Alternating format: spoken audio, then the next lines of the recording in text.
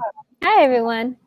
Hello, my name is Andrea Thompson. I'm the founder and director of the film festival, the Film Girl Film Festival. You know, I'm the only one you can actually see on screen. So I here have the directors of from my drama shorts block 2 here with me. Thank you all, ladies, for joining me. Yeah, of course. Thank you. Excellent. And I'd like to ask each of you to just go around, introduce yourself, and give like a brief synopsis of your film. Claire, why don't we start with you? Hi. Okay. Yeah. Thank you. My name's Claire Elizabeth Terry, and I'm the writer and director of 30 Minutes, which is about a woman, Lucy, who's so lonely in the digital age that she becomes a call girl, not for money, but because it's the only way that she can be assured as someone to talk to. But Lucy has another reason for her loneliness, one that she's hiding even from herself. Very No happy. spoilers. Thank you. And yes, forgive me for mispronouncing your name. Is it Sitlali? Yeah, it's Siklali. Oh wow, nice. I got it right. I'm so proud of myself. Sorry. And why don't you introduce yourself and give a synopsis of your film as well? Yeah, my name is Siklali Yanet Rubio, and my film is called We'll Get Through This. And it's just talking about like the COVID-19 impact and how it affected the music industry in particular with this one band, my band actually, and how like we were trying to make music during this difficult time like, in the beginning of it. Thank you. And Vanessa? Hi, yes. My name's Vanessa Elliott, and I'm a director of the film The Lone Drone. It's a sci-fi Western story about a girl named Sarah and a kind of unexpected friendship she develops with a mysterious drone that lands in her backyard. And she's dealing with some family issues at home and believes this drone like might be the thing to help her out of that struggle. And so it's about her and this journey with the drone through this desert landscape. And Nora? I'm Nora Mariana. I'm the writer-producer of Alina, and our film is about a group of young women in the Warsaw Ghetto who are trying to smuggle their friend's 3-month-old baby out of the ghetto as Nazis are separating children from their parents. Yes, particularly intense one, and all of these films are really well, they're not suspenseful. Not all of them. Yours, Nora, is quite suspenseful. I feel like Hitchcock could have taken notes, but each is kind of very intense in its own way. So I just want to go around and ask each of you kind of what inspired you to make this film, or why you decided to make a film about your particular topic. So Nora, why don't we start with you, and where did the story come from? I understand it's actually inspired by true stories. So yeah, it's a composite of the stories of real life women in the Warsaw Ghetto. There was like a network of female smugglers who were just like teachers, social workers, grandmothers, just like regular people that rose to the occasion. And we just felt that it was a really timely story. So, timely in some ways. Sadly. And Vanessa, this is also quite a unique story, and that's about. So why did you decide to like make a story about this in particular? Yeah. Well, I guess it was 3 years ago that I started writing the story, and it sort of started with a thing that came up in conversation about a lone drone and like a kind of Wild West hero of a drone kind of saving the day. And so it just kind of sparked something in me, gave me a sense of joy and wonder. And I wanted to express that in a story about a young girl who I would say kind of is like myself as a kid. I really wrote from my own experience as a kid, just being really fascinated with things, the world around, and like wanting to know and understand things on a deeper level. And when she encounters this drone, it sort of lights a spark of inspiration for her, and the character Sarah, and her running away with it is just a way of dealing with a crisis in life that is familiar to me, and ultimately I think it just brings her closer together with her mother, which I feel like is also a theme that I've experienced a lot in my life, just like reconnecting with the mother, and healing like hearts. So yeah, it was born a lot from my own experience, and then also a kind of need to feel joy, and find that in the world. Yeah, and I feel like that definitely came through, that sense of joy and that sense of closeness you want to give your characters. So yeah, it definitely came through.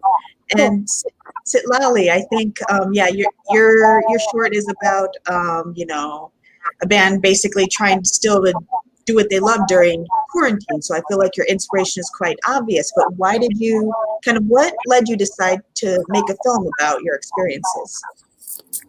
Yeah, so to be honest, this was actually just for a class project. I go to school for film, and my original plan was actually somewhere around this area as well. Basically, my first concept was actually supposed to be a girl who's a drummer trying to beat the odds and like trying to go through this industry as a woman who's like it's not very known for like girl drummers. So she's just trying to prevail through, but unfortunately, due to like the shutdown and everything, I Yeah. wasn't able to. So I still wanted to keep on going with like music related, and so I decided to like steer away towards this document. Mm-hmm. Oh, Sitlali, I have to ask the rest of you, are you guys hearing a kind of an echo effect with Sitlali? A little bit. Yeah, same. Just wonder if you could. Let's see, is this still going? Yeah. How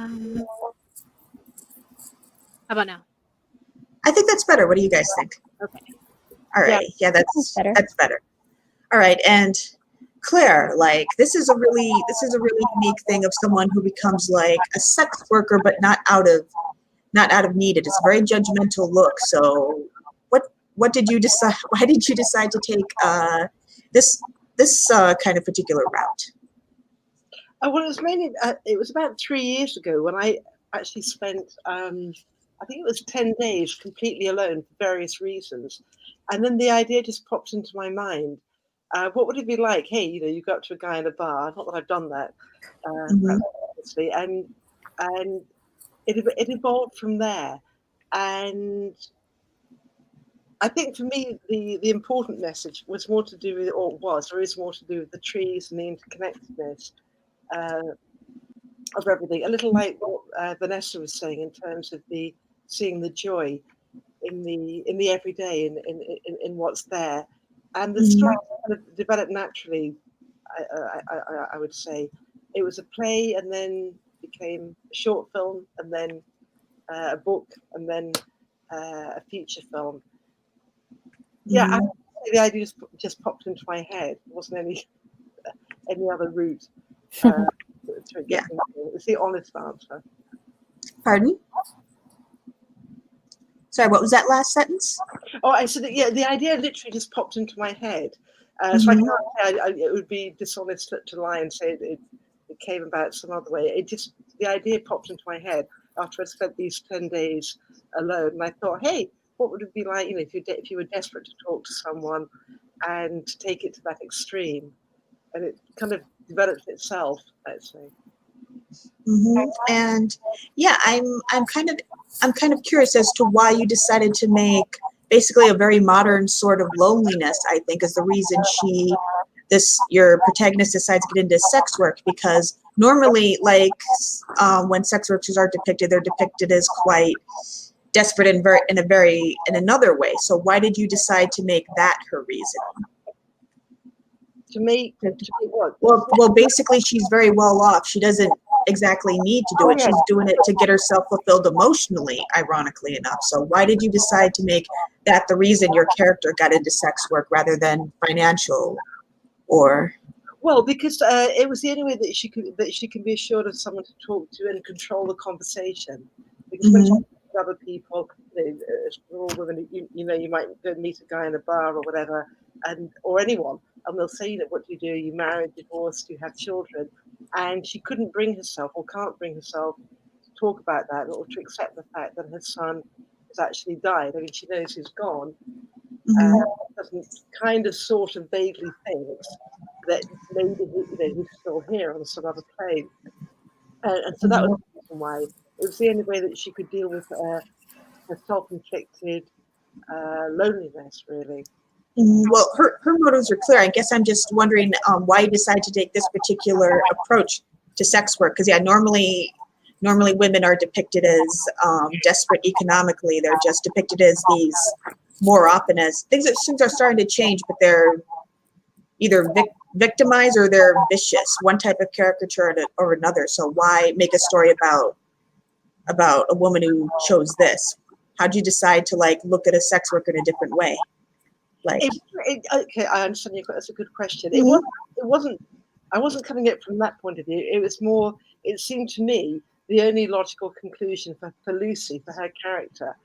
She's so desperate. We all need human connection to greater or lesser degrees, particularly nowadays. Some people are better off spending more time than others, and it was the only way that she was or is able to control the conversation through having this clause. Look, okay, we'll have sex, but after that, there's 30 minutes of conversation. That's part of the deal. So it was more the other way around, the approach, I'd say. Okay, and Lolly, your short is obviously about people who are trying to do not just music, but still trying to collaborate and do what they loved in an environment where it's almost impossible, where distancing is necessary. So, what advice do you have for people who are basically in the same situation as you, trying to collaborate and make their art, but can't do it in the traditional way because of COVID? I would just say do the similar things that we did. We did it through Zoom. We try to meet as much as possible through there. And if necessary, we would always just try to follow the guidelines when we were going to meet up in real life, keep our distance, always wear a mask, make sure everyone felt okay, and just try to follow that. And if you're gonna go out record, studios also have to follow guidelines as well as that. So it's a good thing right now. Yeah, I suppose they're still adapting because people are still making music, and if they're not, well, yeah. Oh yeah, no matter what, we'll always be making music. We'll always find a way. So. Don't let 2020 get you down, in other words. Exactly. And Vanessa, was there any particular, this is also a very unusual story about a girl. You kind of make a drone very much a hero. In terms of lovability, the drone kind of reminded me of R2-D2 or BB-8. Yeah. So why did you what inspired you to create such an unusual story? A story we don't often really see. Yeah. Well, I guess I was kind of interested in drones. I thought they were interesting objects of both hate and people being really excited and obsessed with them. And I found that really interesting. I was watching a lot of videos of people trying to shoot down drones and trying to capture them, and people just, using them for bad in some ways, for spying. And I mean, all of it's legit, obviously any tool that we create can be used for positive and negative purposes, depending on the intention of the user. I guess when I first flew a drone, it was a small $5 China drone. It for me felt very exciting. It was a little butterfly or something that I could control, and it something felt magical about it. And I started to think about just how technology is magical in a lot of ways, but that we kind of put our own judgments on it, or we come at it like, oh, this is actually moving us apart from each other, while others are like, oh, this is really connecting all of us, and it's like the full spectrum, right? But a lot of movies, when they represent technology, tend toward more of the doomsday scenario. And I thought, like, well, why, if we can be heroes, if people can be heroes, and a dog can be a hero, and whatnot, like, what about this like clunky, funny, unsuspecting drone being an unsuspecting hero? And I hadn't seen a lot of stories like that, and not a lot of stories with drones as a central character, because they are a fairly new technology. But we have plenty of movies with like robots, like The Iron Giant, one of my favorites, and Batteries Not Included, which is actually an old Spielberg film that has drones in it. I think they kind of portray it as like aliens, but if you watch the movie, like those little flying things with the eyes, like, are just like drones. And I was like, you know what? I like those stories. Those stories make me feel something positive. And I feel like a lot of, our reality is how we see it and how we, perceive these things. So I wanted to put more like positive outlook out there, and just have fun, telling the story about this funny little robot. And, for me, it was a fun process, just like building this character and thinking about, how can we make it like a, have a personality, and how can we make it have, a voice without actually saying anything, and that was just like an interesting project for me personally to explore. So, I suppose. That's it. That's my answer. There's a variety of inspirations in this, so makes Variety, sense. And Nora, I think your inspirations are very obvious. Clearly, you were inspired by this history of women who did very brave, very dangerous things in a very dangerous time. So, I guess my question for you is, how are these stories kept alive? How did you learn about them? It's a really good question. I mean, I kind of sought it out. The stories of men in World War II are a bit more prevalent, which is interesting. So the stories of these women were kind of in the footnotes of other texts I was reading about World War II. I think it caught my eye because my mom is a Jewish woman who escaped a dictatorship. Nora, and I'm sorry. I think I'm kind of getting a little bit of an echo effect from you too. Are you guys hearing it? Yeah. I'm just having trouble. You're hearing her okay? I'm hearing okay. Okay, maybe it's just me. I'm sorry. Go on. I just want to make sure everyone could. Go ahead. I think my mom kind of gave me sort of an interest in heroic women that are just regular people, that are not seeking out heroism, but are just surviving. So, in terms of keeping these stories alive, I think it's just a matter of, I think storytelling is, at least for me, the best way to keep stories alive. Whether it's through film or through music or through oral storytelling, I think stories are a way to keep, our memory of the past and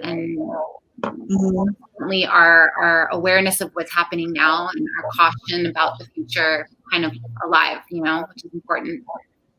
So these stories were passed down to you? They weren't passed down to me, but I think I found it through just my own research, but I think it's a responsibility now that I know the story to pass it on, and I think that's just true in general. Whenever there's a story about acts of love and humanity countering hate, especially in dark moments of history, I think that's just, at least for me, it's just really encouraging. It's encouraging when you're feeling, at least for me, I came across the story in 2016 during the last election cycle, and that's probably why it resonated with me.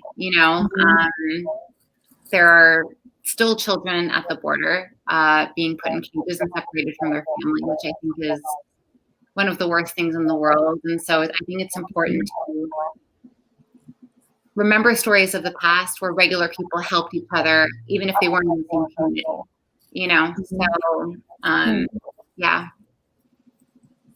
Yeah, definitely. Like I said, way too relevant. Yeah. And Claire, getting back to you, this like I mentioned before, your short film is obviously about loneliness. And like, what would you like? What do you want this film to say to people who are probably struggling with loneliness, this very modern alienation before, and are probably struggling even more now since, like, I've read tweets and conversations with people who say, I haven't touched another human being since March. So I don't know. What do you want this film to say to people who are struggling with that now more than ever? That's a very good question too. By the way, I didn't touch anyone of the 71 days, not that I was counting. When we had a very strict lockdown here in Spain, I couldn't even see my son. Oh my goodness! Wow. It was done, for the right reasons. Anyway, that's another thing. I really hope it would say, without wishing to sound pretentious, really, we are all interconnected, all living beings. And I know in the film, at the end, Lucy, the protagonist, talks about the shimmering beauty and everything. And I really do, not only, but that really is there. We really are interconnected. Not that I'm fully aware of that every waking moment, because I have my down times too, like everybody else. But I think that would be it, Andrea, really, that people, myself included, see or begin to perceive there's something more there beyond what we're seeing in the everyday, which I think Vanessa's touched on too. Well, I think we all are in different ways. And yeah, we all are. And that we really are all interconnected. It sounds very trite to put it like that, but that's very true. Well, hopefully, yeah. Mm-hmm. And Layli, I guess it's kind of the same question. Like, how do you want this film to? What advice would you have for people who are struggling, like artists, musicians who are like struggling to still basically pursue their art in 2020, and when often like so much of what supported them is frankly gone, like the venues and even just getting together and playing. What advice would you give them? Like, what do you want them to take from your film? I suppose, like, just to seek help from your friends or families, and just talk to them, because like mainly for us, our struggle was that we didn't express like how we felt. Like some of us were really depressed and lonely because like we weren't able to see each other, see our family as well. So once we gotten past that and was like able to talk with one another, we felt a little better.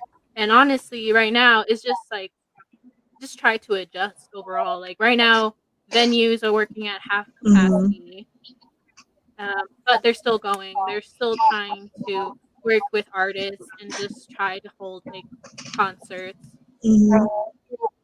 So overall, just like try to adjust. Like things might not seem as great as it is right now, but it'll get better. Yeah, I have faith that it'll get better too, or maybe it's just the election is having a good effect on me. And all of us. Yeah, me too. And Vanessa, that goes into my question for you because well, your film is also about adapting as well. Because this, I'm trying not to spoil the ending of your film, but it doesn't end the way your protagonist kind of your way she wants, but she still gets more kind of a connection, so it's still a happy ending. So what do you, at least I think so, again, try not to spoil it, but, but what do you want people to take from that?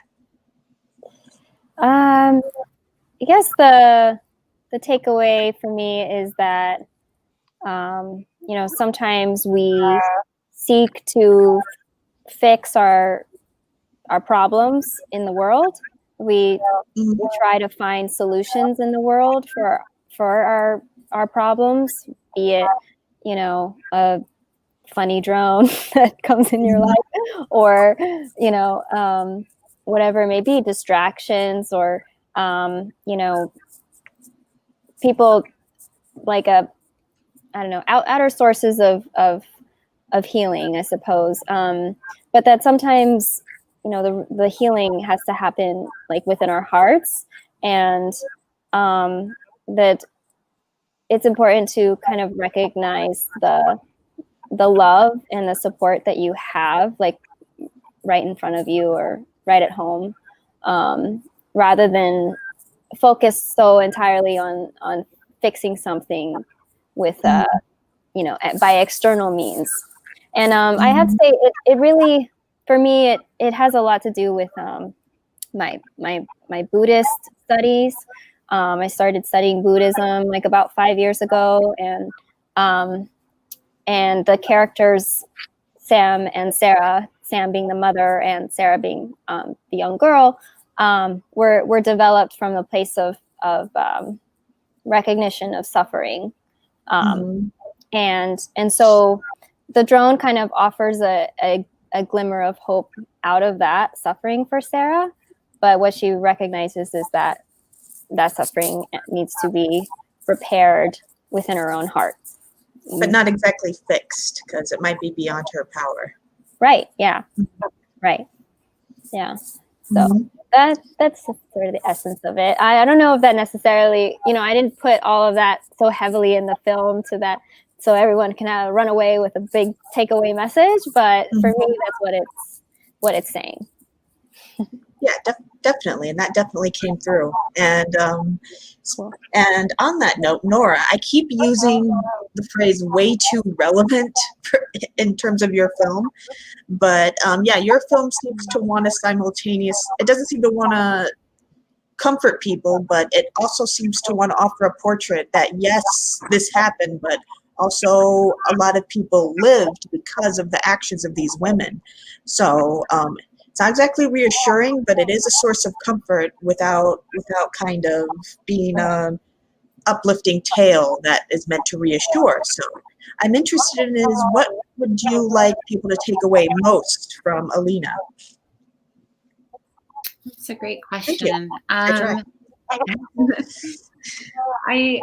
think it's to remember that we all have the capacity to do right in the face of evil. I mean, I think most of us are inherently good. I know it doesn't always seem that way, but I think a lot of people have a lot of strength inside of them they might not be aware of, and it's good to remember that. I mean, certainly in the case of the story, you know, over 6 million people died, and we obviously don't shy away from that fact. That's the huge tragedy. But it's amazing to see that in the middle of that kind of horror, I can imagine it would be so easy to shut down emotionally.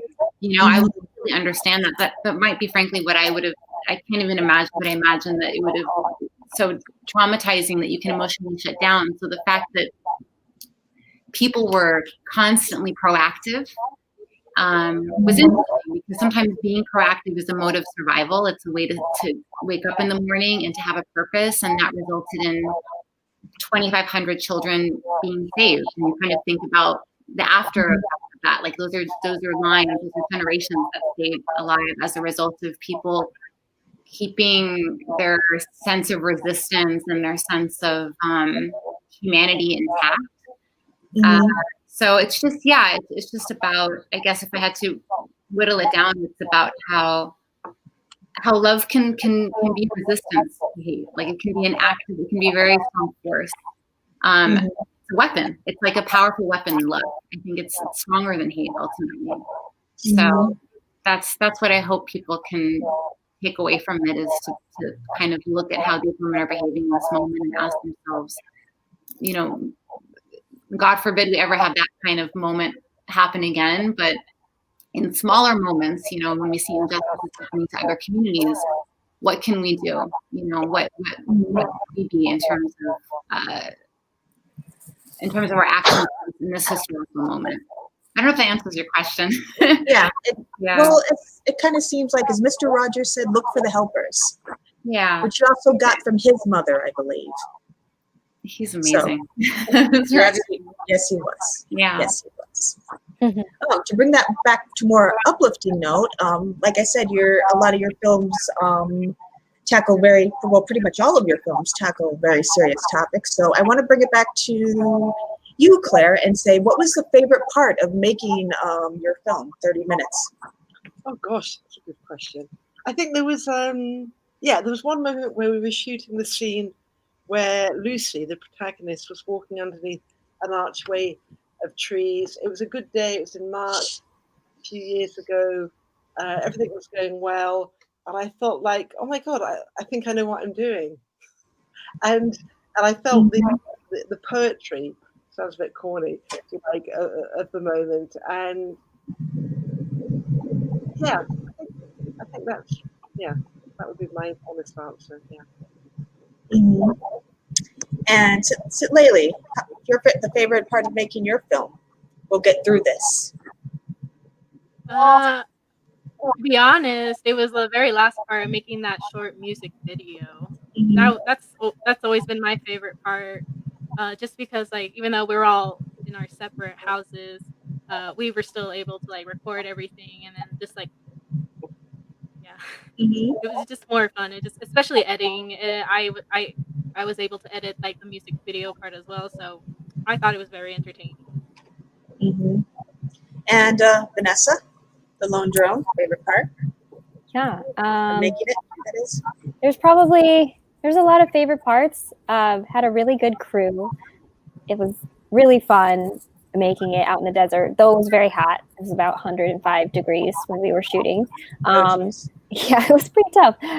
But we had a lot of fun in the process.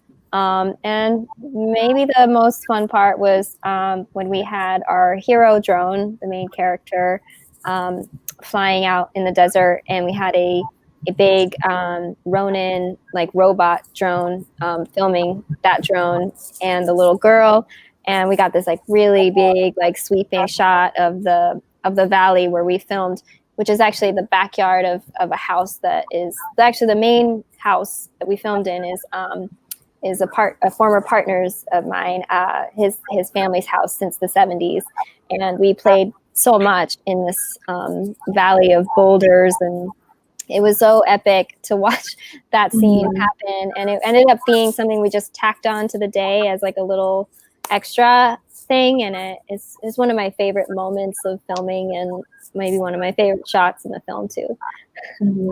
Yeah. And Nora, how did you favorite part of Alina?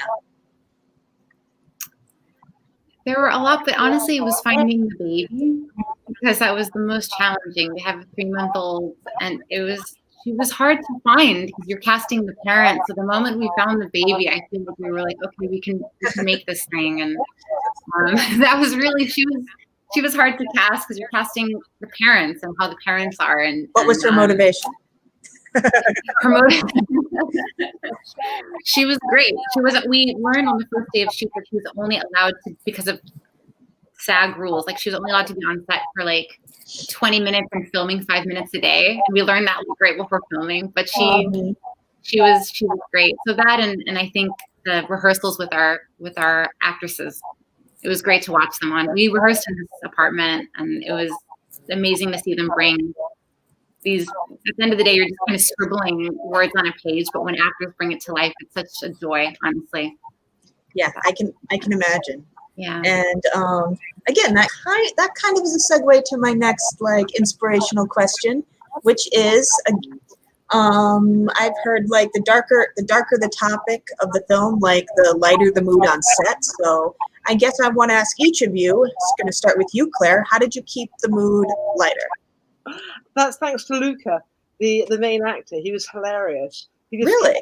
Yeah. He kept everyone laughing, even though he's in La Casa del Papel, which is Money Heist, playing a baddie. Now he kept everyone laughing. He's got a great sense of humor, and yeah, I would say it's thanks to him, really.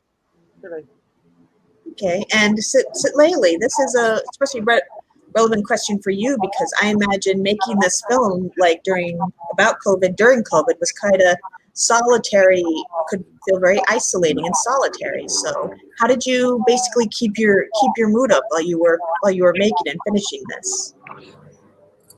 Well, I'm usually like a very like happy, energetic girl. So like keeping my mood up was like no problem for me. But it was difficult for Anelia and Anna. So what I would mostly just try to do was just talk to them, even like spit a couple of like very cheesy jokes once in a while, and just like try to get them to smile and just like laugh, because that's all we needed right nowadays.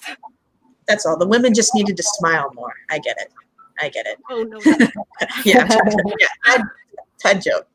But yeah, I couldn't resist it. I'm sorry. And Vanessa, question: how did you keep the mood light?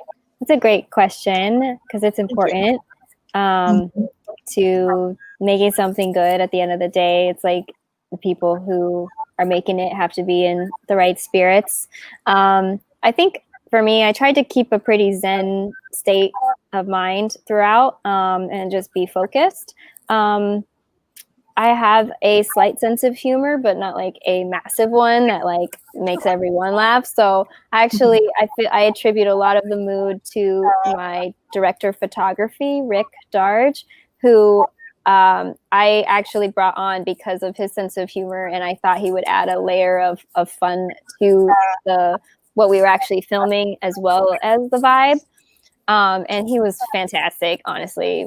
It was so hot some days. Everyone was kind of dragging their feet a little bit, but he always had like nicknames for people, and would be just like cracking little jokes on the side. And some of our behind the scenes footage still makes me crack up. The little nicknames carried on. Like, I feel like it's like inside jokes between our crew. So yeah, I think a lot of directing is hiring the right people. And so I'm grateful that I hired him, because he's not only talented, but also really fun. Excellent. And Nora, same question. It was harder. Honestly, I think we were all we were in a heavy state of mind because of the material.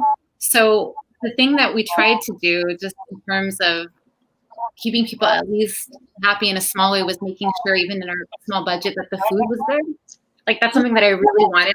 Wow, that's what they mentioned in my that was a big topic in my last discussion too. When I saw the light mood, they said good food.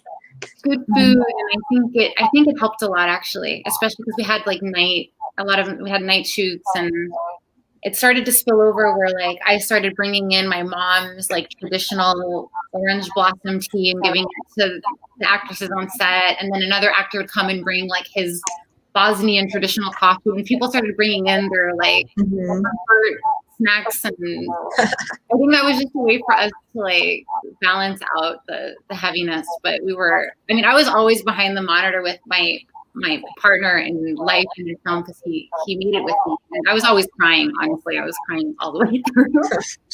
But sorry, it's just screw. But the food and the kind of the moments of breaks were always helpful. Yeah. Excellent. Yeah. Yeah, good food makes a difference, doesn't it? But and since your films are all so different, I'd like to ask you more individualistic questions. Like, Claire, your character, I feel like she's very brave in a way, because she she copes with her issues and her grief in a way that can be kind of like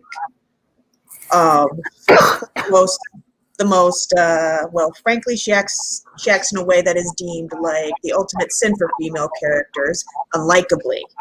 So why did you decide to create a character like this, whose actions could be seen as very unlikable, which is still kind of a dangerous thing to do with female characters, sadly, even though we're kind of getting past that, I think. That's interesting. That's an interesting question, because actually I understand why you're asking it, but I don't see, or I haven't viewed up until now, actions as being unlikable, even though you're right, they would be viewed that way by Mhm. many people. I just see it as an act of desperation and actually being very resourceful, thinking, okay, Mhm. how can I, you know, relate to other people in a way where I, Lucy, the protagonist, am controlling the situation, and that's all that she could come up with. So I hadn't seen it before, hilariously perhaps, or ironically, as a particularly dislikable set of actions. So yeah, I haven't seen it like that. Although of course you're right, it is. You know, or Yeah, they wouldn't thank do you. it that way by most people. You're right. Yeah, but not only is she unlikable, she does it. She's very sexual and confident in that. So that's another. That could be another horrific thing for for not exactly a lot of, well, for a lot of people mainly, but also for the industry who frankly seem to have issues with that, depicting a woman who's confident in that way. Yes. Again, I wouldn't call her as being. That's interesting. Again, you're taking it because I wouldn't see her as being confident at all. Mm-hmm. You're right. I'm going to contradict myself. She is confident in the sense of, yeah, okay, this is what I want to do. I've set my mind to doing it, but she doesn't view herself as being confident, even though she is. Mm-hmm. I think perhaps like a lot of us then. And also very focused on herself, which is something that women aren't supposed to do. We're supposed to give to and give and give to others. Yeah. Yes, exactly. But in this case, she has to because she's desperate. So it's a very interesting take. You're right. She is doing that, but she's not consciously aware of it. So yeah. Mm-hmm. Thank you. Was there any kind of inspiration for her for this kind of character? Because I don't see her very often. It's another good question. Thank you. No, I can't say that there is, or that there was. I'm trying to think. In terms of other characters in movies or literature, you mean? Like, how did she? I guess how did she come to you? Like, how did she take shape? Another good question. I can't answer that directly. She just evolved naturally. It's the best way to answer it, which isn't a very helpful answer. I'm sorry. No, don't worry. As a critic, you've already done the most important thing for me as a critic. You've said I was right multiple times, so don't worry about it. No, I mean, they're very good questions. I Thank think you. you probably understand the film better than I do. Variously, but anyway. And the flattery keeps on coming. No, I'm putting on. If you can't see, but I'm fanning myself. I've got the phone too. Oh yeah, I've got one of those too. All Right, so she kind of just evolved kind of in a slow but imperceptible way, do you think? Yeah, it sounds like a very anodyne answer, but it's the truth. Mm-hmm. Yes, she wasn't based or inspired by anyone in particular. Mm-hmm. I'm trying to think, so I'm trying to answer as honestly as possible. No, not consciously, but for sure unconsciously by millions or hundreds, let's say, of female characters which I've read about or seen before, for sure. But I can't think of anyone specifically, certainly not when I was writing her. No. Like I said, I got all I wanted out of that question. So even if it was exactly the answer, so thank you. And Lily, I'm curious because you seem to be a very skilled filmmaker and musician. So, do you feel like your filmmaking and your musical abilities kind of complement each other, or do you lean towards one more than the other? I feel like right now they complement each other, though I am like steering towards more of like the music basis. Yeah, I got that sense too. Yeah. But overall, yeah. Well, since you're more obviously into music, why did you decide to kind of get into film? It's mostly because I grew up in that type of industry. My dad is a filmmaker. He works for ABC. So I just like grew up in that type of a situation. So I just thought I should probably go into film and like just to try it out. And then I grew up and fell in love with it, but I also loved music as well. So I decided just to do both. I see. I see. And Vanessa, was there any like particular robots that inspired the drone? Like R2D2, I thought of him, or BB-8. Did any particular robots inspire you? Because the drone really comes off as a character too, just as much as the humans do.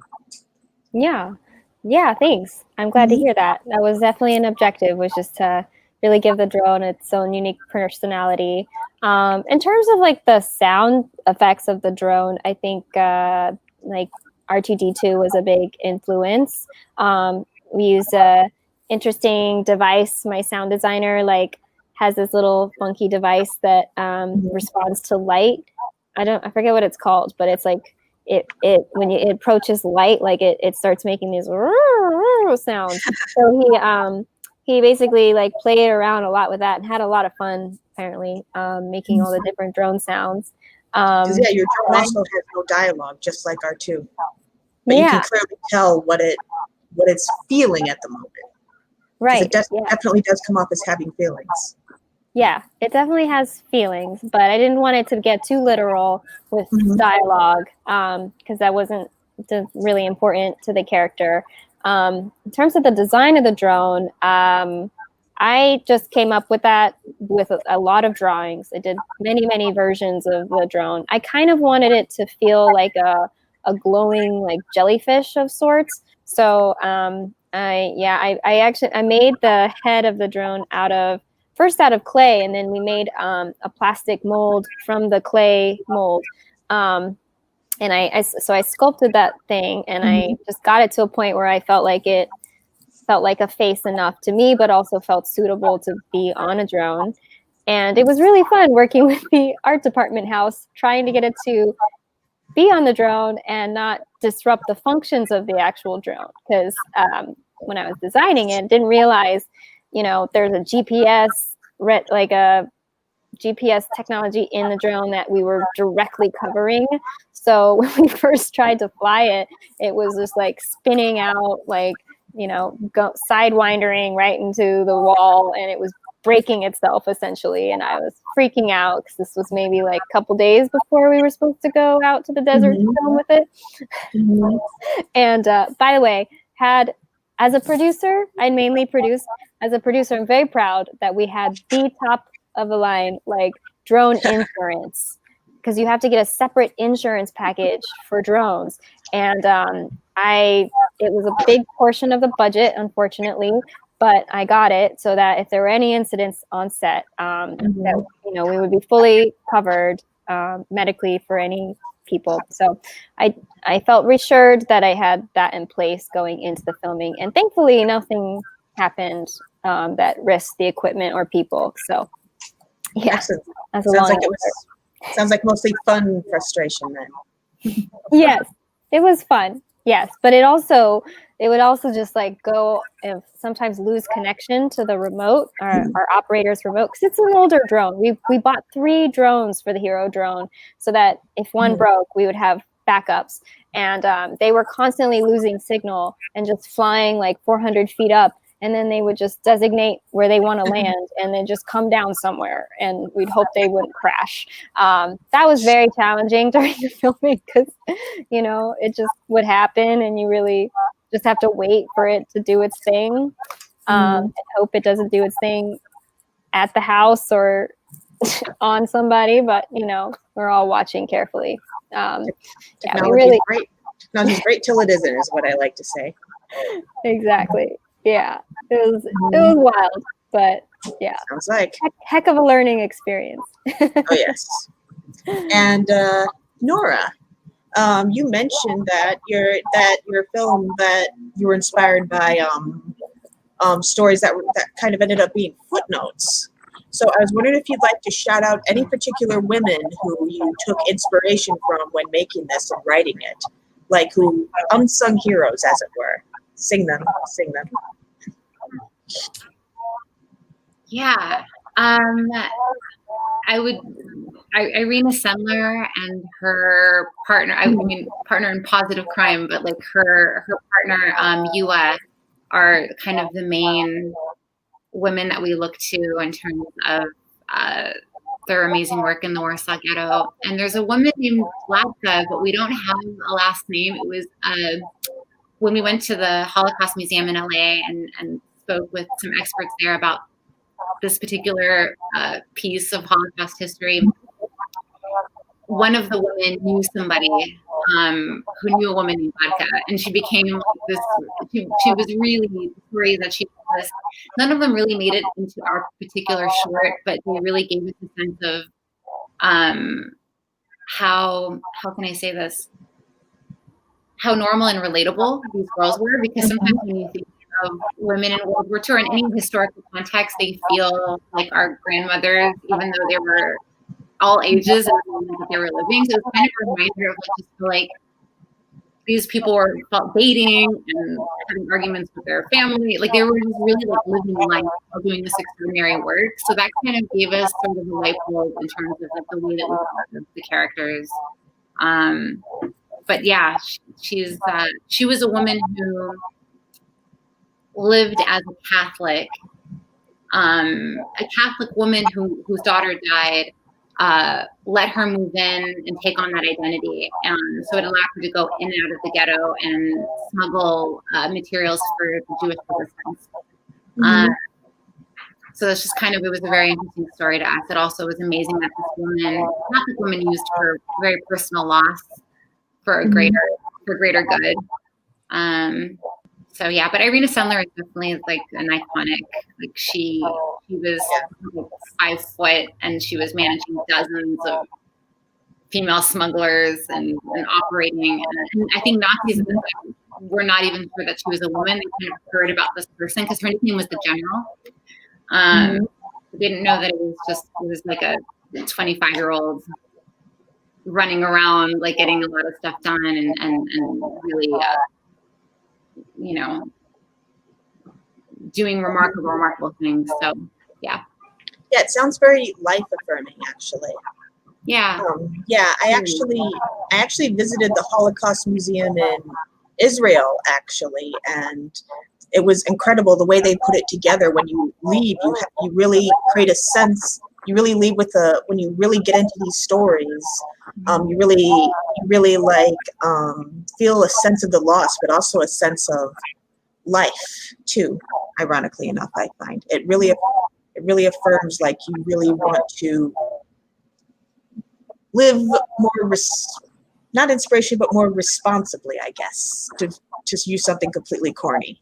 No, that's not corny. That makes so much sense. I think when you see the fragility of life, and I think a lot of people might be able to relate to this, but when you experience the fragility of life, it makes you really try to like make it count, make the time count.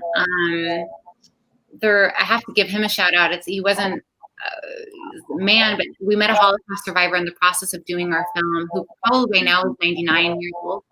His name is Joe Alexander.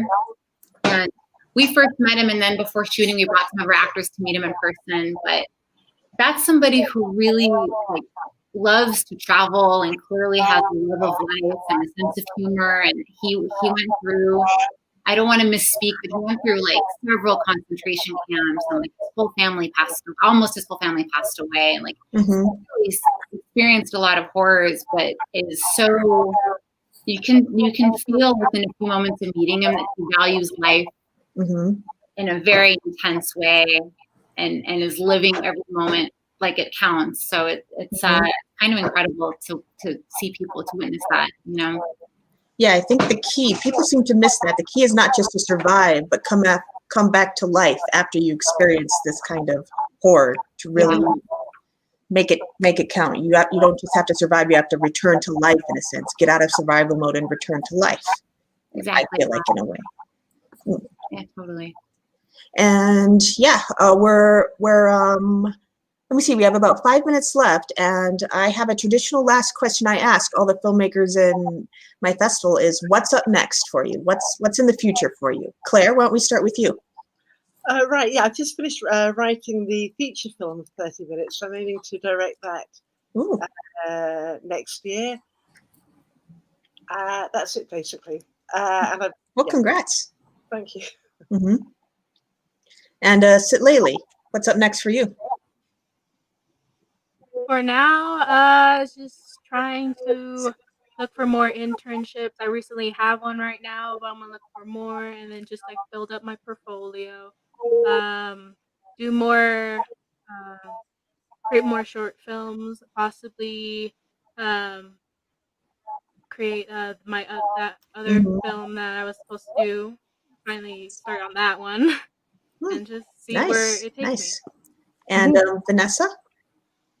Well, I just yesterday wrapped up a documentary series I've been producing for the past 2 years, which you can see on Netflix. It's called Song Exploder, and Congratulations. that was a huge thing off the plate. So I feel like now I can focus on some of the other works. I did shoot a music video with my neighbors during quarantine that I edited and will be releasing soon. It was just me basically and my roommate making it. It was pretty fun. And beyond that, I think I'm interested in doing more documentary work because I have worked a lot producing documentaries and getting closer to people and interviewing people and this particular concept I'm developing is about people and their relationships to animals and their pets. Is something I feel like diving into next, probably just in a short format or maybe a kind of short that could extend into a series or something. So it's in the works, and now I'll have some time to focus on those things. So looking forward to it. Excellent, and congrats again on the Netflix series. Thanks. And Nora, what's up next for you? Well, first of all, Vanessa, I would totally be the audience for that. I love docs about animals and their relationships to people. That's always heartwarming. More stories like that. Oh, thanks, Nora. Yeah. We're hoping to do. We always had a feature version of Alina in mind, like a still kind of lower budget, but we hope that we get to tell the full story. So we're trying to find producers and people that might want to take that journey with us. So that's what we're trying to figure out now. I really think you should do a feature of that. Oh yes, I'd also love to see that expanded into a film. Yes. Oh, thank you. Yeah, if I wasn't so biased in regards, I'd say yeah, send it to me for a review. But I don't know, that might be a conflict now. But yeah, keep me posted on that. I'd love to hear more about that. Thank you. Excellent. Well, we're pretty much at the end, so I want to thank you ladies again for letting me screen your films in the Film Girl Film Festival. Yeah, I said that before, but I feel grateful each time to be able to play your films in my fest, and thank you as well for joining me in this and taking part in these discussions. Thank you very much. Thank you. This was a great Q&A. A lot of fun. I tried. It's my pleasure. It's my pleasure to discuss these things with filmmakers. So thank you so much. Definitely. Bye. Nice to meet all of you. Bye.